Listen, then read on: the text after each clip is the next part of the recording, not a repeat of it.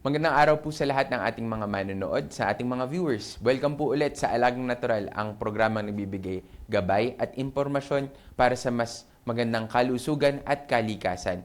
Inuulit ko po, ako si Doc Anton Roque lang, inyong makakasama sa ating programa sa araw na to, no? Ang ating pag-uusapan kasi is yung puso ng serbisyo, no? Tahanan ng pag-asa, at ito kasi yung buwan ng ospital. Alam niyo po ba kasi na ngayon ang National Hospital Week natin from August 6 to August 12, no? So, dito natin sana mapahalagahan natin yung mga hospital workers, yung mga innovation na ginagawa ng mga hospital natin. Kasama na dyan yung mga controls, yung mga safety and infection control. At saka syempre yung mga karaniwan ng mga tanong, no? Kailangan nating masagot yan lahat. So, tuloy na natin sa ating segment ng puso ng serbisyo. May kapay sa serbisyong pag-aaruga, dapat talagang natural. Kakayanin ng bawat Pilipino ang alagang natural. Ulitin ko po, ngayong August 6 hanggang 12, ipinagdiriwang po kasi natin ang National Hospital Week sa buong bansa. Ito ay isang selebrasyon kung saan inaalay natin sa mga pasilidad, no, sa mga facilities, no, yung mga makabagong teknolohiya, kasama na dyan higit sa lahat yung mga taong bumubuo, no, sa ating mga ospital, sa ating mga healthcare workers. Ayan. So ngayong araw pag-uusapan natin yung mga bayaning hindi nakikita. Ito yung mga staff ng ospital, yung mga maliban sa mga doktor at saka sa mga nurses, no, kasama na rin sila dyan. Makabagong inobasyon or serbisyong medikal na binibigay. Kasama na dyan yung mga bagong kaligtasan at saka mga infection protocols or mga control, di ba? At sasagutin natin yung mga karaniwang tanong mula sa ating mga tagapakinig, no? Yung mga common questions na nakikita natin. So, unang-una is yung behind the scenes, no? Yung mga bayani na nakatago sa hospital, yung mga staff appreciation.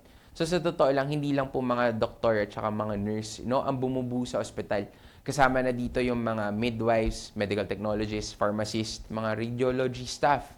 Kasama na dyan yung mga nursing aides, janitors, security guards, mga drivers, admin staff. Pasensya na kung hindi ko po nasabi lahat. Pero ito po kasi yung bumubuo lahat-lahat ng mga nasa loob ng isang ospital, no? Tahimik man silang kumilos, sila ang bumubuhay sa ospital. 24/7, 365. Hindi po natutulog ang ospital, no? Sa kabila ng pagod, panganib, puyat, peligro, no? Patuloy nilang inuuna ang pasyente kaysa sa sarili nila. Kaysa din sa mga sariling pamilya nila. Kaya dapat pinapahalagahan natin ang mga taong ito na tumutulong para patakbuhin ang ospital na nagpapagaling, no, sa mga gusto or sa mga manamahal natin sa buhay. Kaya ngayong National Hospital Week, maglaan po tayo ng oras para magpasalamat sa bawat miyembro ng ospital dahil sila ang literal na lifeline ng ating lipunan. Ayan. Kaya maraming salamat po, no, sa mga kasama ko sa healthcare or sa health workforce, no. Maraming salamat sa tuloy na serbisyo ng binibigay ninyo sa ating mga pasyente, sa ating mga mamamayan ng Pilipinas. Ayan. So, ano ba yung mga innovation in health or hospital care na meron? So, dahil sa mga makabagong teknolohiya, mas mabilis kasi yung at mas pinapadali at pinapahusay yung serbisyo ng ospital. Ilan sa mga inobasyong ito is yung EMR or kung tawagin naming electronic medical records. So, dahil dito mas mabilis na na-access yung mga records ng pasyente. Kumbaga lahat is online na kaysa sa hinahanap pa sa mga folder or sa mga chart, no? Is naka-filing na kaagad ito lahat. Susunod dyan is yung telemedicine. Isang bagay na nauso netong pandemya kung saan kahit malayo, pwede kang kumonsulta. Isang tawag mo lang, isang video call. Tatandaan ko pa nga nun, Skype pa ata yung gamit nun o yung mga sa Yahoo Messenger pa. Pero ngayon is Zoom na lang. Paminsan pa nga, kung anong platform yung gamit, pwede na kaagad makapag-usap kaagad sa doktor at kumonsulta. Susunod dyan is yung mga automated machines para sa mga laboratory test, no? Kasama na dyan yung mas mabilis na resulta at mas accurate dahil nga automated na yung machine at nakaprogram na talaga kung anong tinitingnan doon. Susunod dyan yung mga infusion pumps. Ito yung mga nakikita natin o yung medyo maingay kapag nasa ospital. Pero dahil dito sa mga infusion pump na to, mas ligtas ang pagbigay ng gamot at mas sakto or kumbaga accurate yung pagbigay at hindi padalos-dalos or tuluyang kagang dumadaloy sa katawan. So, maraming salamat sa mga infusion pumps din at saka sa gumawa ng machine na to. Susunod dyan yung mga infection detection tools. Lalo-lalo na nung panahon ng COVID, nakita natin yung mga rapid antigen testing na ang laki nung tinulong, no? Para sa mas mabilis na monitoring, lalo na nung mga kung sinong may sakit. Or paano natin mamomonitor kagad kung biglang magkaroon ng outbreak. Ang mga makabagong teknolohiya na to ay hindi pamalit sa malasakit ng tao, kundi katuwang para sa mas ligtas at alam niyo yun, espesyal na gamutan para sa mga lahat ng tao. Ayan. So, yung susunod natin is hospital safety and infection control. So ngayong post-pandemic era or yung kung tinatawag nating new normal, 'di ba? Mas binibigay nating pansin kasi yung mga infection prevention or yung mga prevention or preventive measures para hindi na nagkakaroon ng sakit. So narito dito yung mga hakbang na para masiguro yung kaligtasan ng isang pasyente. Kasama na dyan yung mga hand washing station, yung pagsisterilize ng mga equipment, pati mga pagkain. Kasama dyan yung paggamit ng mga personal protective equipment tulad ng face mask, gloves, yung mga gown, kasama na dyan. Tinitingnan din dito yung mga isolation areas, lalo na dun sa mga may mga infectious diseases or yung mga tipong mga nakakahawang sakit, no? Yung mga isolation areas. Meron din tayo dyan yung mga monitoring or yung mas magandang pagmamonitor ng mga hospital-acquired infection. At kasama na dyan yung patuloy na training, no, at infection control sa mga staff na kasama natin sa ospital. Ayan. Dahil ang kaligtasan ay hindi lang responsibilidad ng ospital. Ito rin ay kasama or nasa kamay din nating lahat bilang mga pasyente, bilang mga bisita, at lalo na yung mga kapamilya. Ayan, para sa kanilang kalusugan. So, dito nagtatapos ang unang parte ng ating segment para sa National Hospital Week, no? At sa susunod nating segment ay pag-uusapan natin yung mga tanong ng bayan, kung ano yung mga questions nila sa National Hospital Week edition. Ulitin ko po, ako si Doc Anton Roquel, ang mga kasama ninyo sa Alagang Natural, ang programa nagbibigay gabay at impormasyon para sa mas mabuting kalusugan at kalikasan. Kita-kits po tayo sa susunod na segment. Flavon Pro, ang bisa ng 600mg caplet at yerba buena, moringa, lagundi at vitamin C na mga go food for morning flexibility and whole day mobility. Kaya walang aray sa palaging pagkilos. Flavon Pro. Flavon Pro.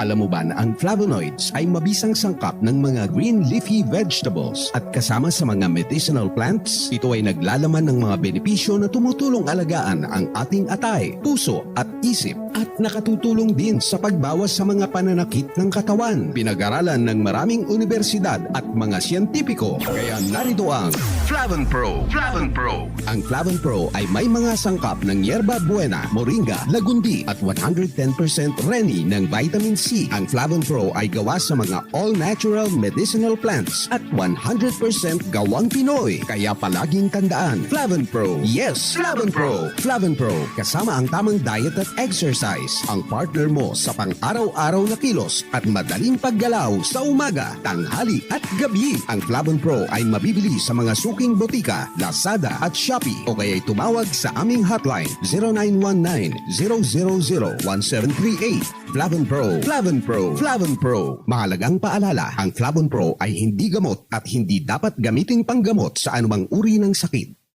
Ayan, magandang araw at welcome back po ulit sa Alagang Natural, ang programang nagbibigay gabay at impormasyon para sa mas mabuting kalusugan at kalikasan. Ayan, ako ulit si Doc Anton Roquel at nagbabalik tayo para sa National Hospital Week edition. Uulitin ko po, National Hospital Week po ngayong August 6 hanggang August 12 po, no? Kaya pasalamatan natin ang mga healthcare workers sa kakilala natin. Hindi lang po yung mga doktor at nurse, ha? Kasama po lahat na nagtatrabaho sa loob ng ospital. Kaya maraming salamat, kayo po ay mga totoong bayani ng Pilipinas. Ayan. At actually, ng buong mundo, kung napapanood tayo sa ibang bansa ng mga OFW workers natin, maraming salamat po sa pagtugon sa tawag po ng serbisyo, lalo na sa mga pasyente natin at saka sa mga nangangailangan. Ayan. So, dahil National Hospital Week, pag-uusapan natin yung mga usual na tanong natin dyan. So, eto, first question natin.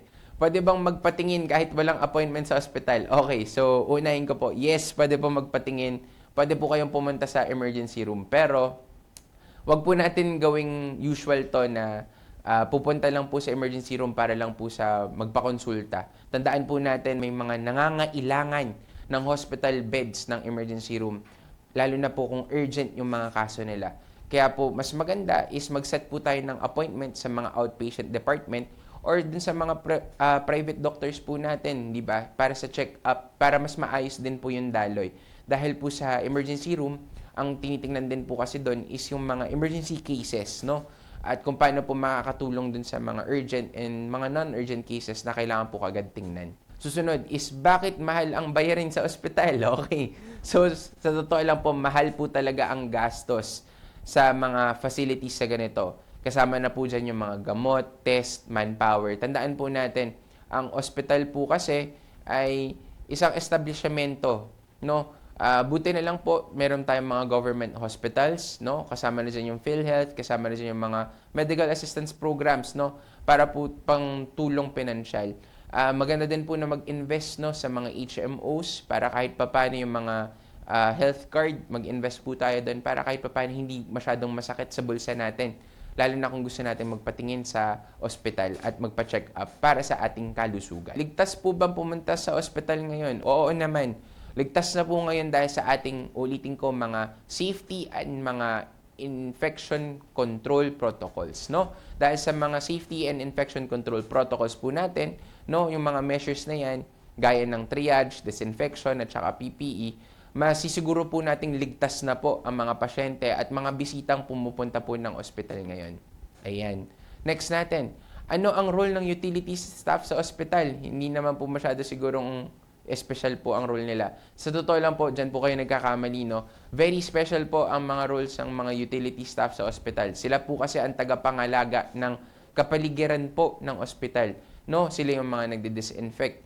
Sa totoo lang po, kung kami pong mga doktor at saka mga kaakibat po naming mga nurse, ang mga nagtitreat po sa mga pasyente, sila naman po yung mga external factors, yung mga hindi po sa katawan ng pasyente, yung sa kama, sa mga kalinisan ng lugar, kasama po sila doon. Kasama po sila sa pagtulong sa paggaling po, no, ng mga pasyente natin or ng mga kamag-anak natin na nasa ospital. Kaya po mahalaga sila sa infection control, mahalaga po sila, no? Ang kanilang trabaho ay napakahalaga po sa ospital na itutulong po nila. Isa sila din sa mga unang depensa kontra sa mikrobyo at saka sa outbreak dahil po sa tamang paglilinis na ginagawa po nila, no, sa mga ospital natin. May karapatan ba akong magtanong tungkol sa gamutan ko? Oo naman. Yes po, meron po kayong karapatan dyan. May karapatan kang malaman at maunawaan yung gamutan. Lalo na yung mga alternative at saka yung mga risk at saka yung mga benefits. Kaya po may tinatawag din kaming informed consent kung saan po may pinapasign kami sa inyo. Kaya wag po kayong mahiyang magtanong sa inyong mga healthcare provider, lalo na po dun sa mga question ninyo. Hindi po kasi sabat na si Dr. Google lang po ang inyong basihan, no? Kaya mas maganda, mas mainam na magtanong kayo. At we will be also happy to answer po yung mga katanungan ninyo. Huwag lang po kayo basta search ng search at dapat po is fina-fact check nyo din po kung ano yung mga nasa search ninyo.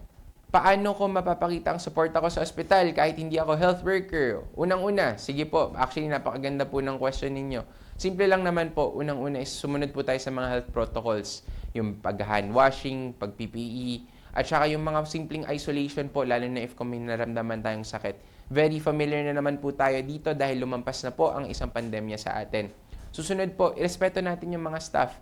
Alam ko po, nangangamba po kayo para sa kalusugan ng inyong kamag-anak, lalo na po kung sila ay pasyente ng isang lugar. Pero lahat naman po isa dadaan sa mabuting usapan. Tingnan din po natin yung quality at saka yung kalidad din naman po ng serbisyo na binibigay po ng mga hospital staff. And alam ko naman din po at gusto ko po maniwala na lahat din naman po ng hospital staff na kasama po namin sa workforce is nagbibigay po sila ng utmost best po nila para po sa patient care, no? At lahat po is iniisip parati yung kapakanan ng kanilang mga pasyente. At kung hindi man po, pagdasal po natin sila para po kahit papano natatandaan po nila na yung ginagawa po naming trabaho ay para po sa mga pasyente namin at hindi po para sa amin lamang. Ayan. Maging pasensyoso po tayo, no? Yung patience po natin is kailangan talaga, lalo na if kung medyo mahaba yung pila or medyo tayo nag-aantay. At syempre po, lalo na sa lahat, ang simpleng thank you po at saka simpleng mga mensahe or suporta is nakakataba na po talaga yan ng puso.